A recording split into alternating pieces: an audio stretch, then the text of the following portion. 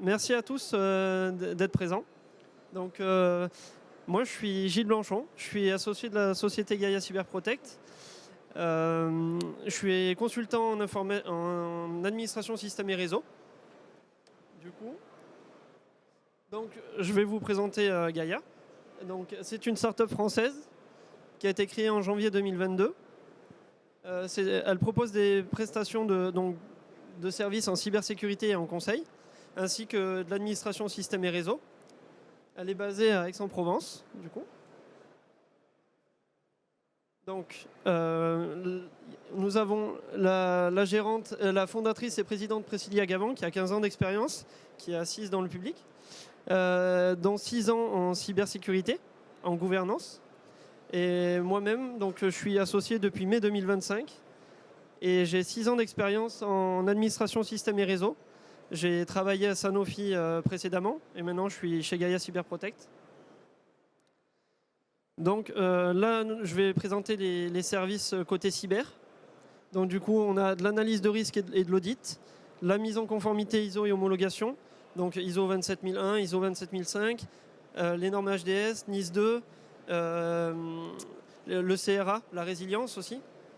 Ensuite, on a de la continuité et reprise d'activité, donc PRA, PCA. On a de la gestion de risques et incidents, avec une méthodologie par exemple comme IBIOS RM qu'on utilise. De la formation et sensibilisation en cyber, je précise en cyber parce qu'après on a un autre volet formation et sensibilisation. Du conseil et de l'accompagnement, donc au RSSI, au DSI. De la gouvernance et pilotage de projet. Et de la réponse à incidents et remédiation, et là où nous sommes référencés chez l'ANSSI dans cybermalveillance. Donc après là je vais vous présenter plutôt nos services, donc infrastructure en administration système et réseau. Donc c'est la conception du réseau de A à Z avec vous en fait. On audite vos besoins, enfin on communique avec vous pour la conception et l'architecture du réseau. Ensuite en administration réseau et système, ça va être tout ce qui est configuration de switch, configuration de routeur, configuration de firewall, ainsi que du cloud que nos partenaires nous permettent de proposer. Ensuite, on a de l'infogérance et de la maintenance. Donc, du coup, c'est tout ce qui va être maintien en conditionnel, tout ce qui va être helpdesk, tout ce qui va être technicien en gros informatique. Ensuite, nous avons de la formation et sensibilisation. Donc là, ça va être plutôt sur le côté utilisateur, sur les formations des employés, sur la sensibilisation à l'utilisation du réseau, de la charte informatique, des applications métiers. Et après, par la suite, nous avons le sujet d'aujourd'hui, la gestion d'identité et des accès, donc Identity Access Management, l'IAM, qui va être notre sujet d'aujourd'hui. Donc ici, en fait, vous voyez une partie de nos clients. Donc sur votre gauche, là, sur la gauche de la slide, c'est les écoles. Donc on forme aussi des étudiants. Et à droite, en fait, c'est les différents groupes privés pour lesquels on a travaillé. C'est une partie de nos clients. Donc vous avez la DSN qui est pour les notaires de France, Sanofi qui est dans la pharmaceutique mondiale, entreprise mondiale, Watts qui est une entreprise d'une vingtaine d'employés, donc plutôt une PME. Donc en fait on est diversifié autant dans le nombre d'employés, donc la grandeur des entreprises, que sur les secteurs. Et vous avez Airbus qui est dans l'aérospatial, où on a travaillé avec eux, et on va travailler avec eux encore. Ensuite, donc là voilà notre sujet principal. Donc du coup, c'est l'IAM, donc l'Identity Access Management. Donc le but, c'est de protéger l'humain pour protéger l'entreprise. Et vous allez voir, en fait, on va l'illustrer avec un cas réel et une petite, une petite mise en situation, du coup. Et on va voir aussi pourquoi l'IAM est vitale dans nos entreprises aujourd'hui. Donc nous, en fait, nous fonctionnons d'une façon en 3 parties. Donc en fait, nous avons le côté vision stratégique avec, on va venir auditer votre réseau, on va voir avec vous comment on peut appliquer l'IAM correctement dans votre entreprise, la gestion de l'IAM, comment on peut améliorer votre infrastructure à ce niveau-là.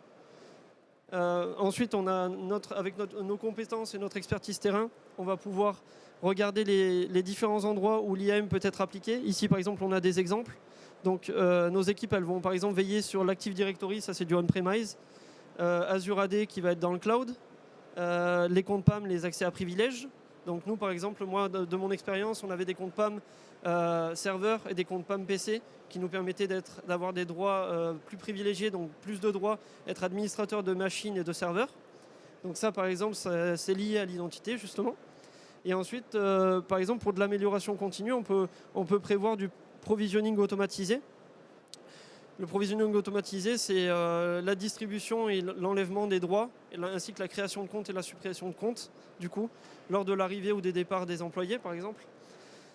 Et donc, du coup, ce qui nous amène à avoir un partenariat durable avec nos clients.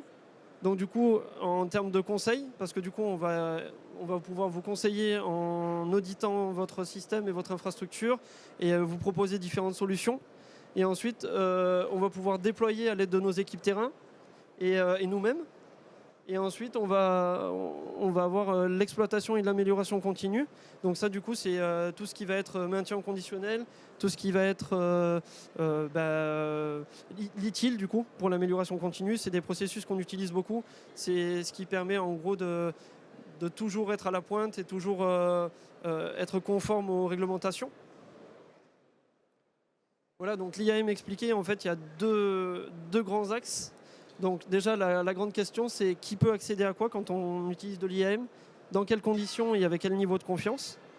Et du coup, on va avoir deux explications différentes selon à qui on s'adresse. Donc les dirigeants, donc réduire les risques avec une analyse de risque, par exemple, antérieure, et après une analyse de risque postérieure pour voir l'amélioration de ce qu'on a proposé et ce que ça a fait à l'entreprise. Ensuite, renforcer la conformité. Donc là, du coup, on va pouvoir regarder les écarts par rapport aux normes.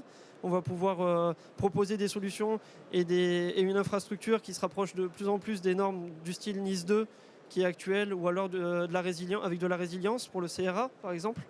Ensuite, ça va fluidifier les opérations et améliorer les expériences utilisateurs parce qu'on va pouvoir du coup interconnecter plus facilement les différentes applications en utilisant l'identité des utilisateurs, justement. Donc c'est bien lié à l'IAM. Et du coup, ça permet une connexion plus simplifiée aux différentes applications. C'est pour ça que l'expérience utilisateur est améliorée. Ensuite, pour les équipes techniques, du coup, ça va être un autre discours. C'est plutôt la gestion des identités, comment bien gérer les identités, bien gérer les accès, automatiser ces processus, automatiser les habilitations. Donc ça, c'est tout ce qui est accès aux différents serveurs, aux différents fichiers de l'entreprise. Donc sécuriser les comptes à privilèges. Ça, c'est tout ce qui est compte PAM pour les accès sur les serveurs en tant qu'administrateur, par exemple, ou sur les machines clientes en tant qu'administrateur. Et ensuite, tracer et détecter les anomalies. Ça va être plutôt des systèmes de log, des systèmes de SIEM, des systèmes de bastion, par exemple, qui permettent de suivre ce que fait l'utilisateur sur les machines et à quel moment il s'est connecté, et donc de tracer ce qu'il fait.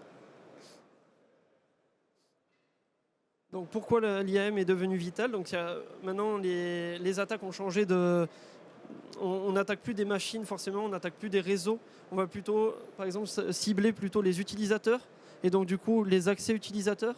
Donc là, souvent les utilisateurs, on leur propose de mettre des mots de passe compliqués exactement pour éviter ce type de faille.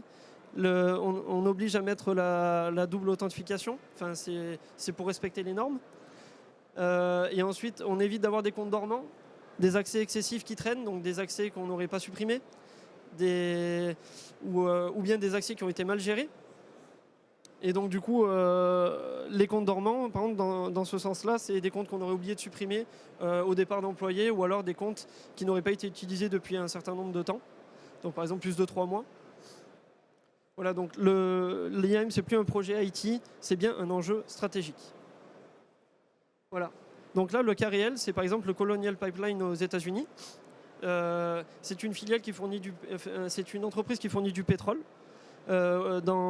qui traite plus de 45% du carburant dans la côte est des États-Unis et donc dans tout le pays. Elle a été du coup paralysée à cause d'un ransomware. Du coup, c'était le 7 mai 2021. Et ça a duré à peu près 3 jours. Et l'État a payé une rançon de 4,4 millions d'euros pour pouvoir débloquer la situation. Et tout ça, c'est venu non pas à cause d'un malware récent ou d'une faille zero day, c'est venu vraiment d'un identifiant VPN qui était compromis. Et donc du coup, qui a permis à l'attaquant ensuite de rentrer sans être vu, parce que du coup, il n'a pas été révisé le compte. Il n'y avait pas de multiple authentification, il n'y avait pas de double facteur. Et ensuite, ça a permis d'accéder à un compte orphelin. C'est un compte qui a été oublié, mais un compte à privilège, donc un compte PAM, donc avec un accès privilégié à des machines, donc à des serveurs. Et ensuite, du coup, ça a provoqué l'arrêt total de l'entreprise et du coup de la distribution du carburant dans les États-Unis. Voilà, tout cela à cause d'une identité qui était mal gérée à la base.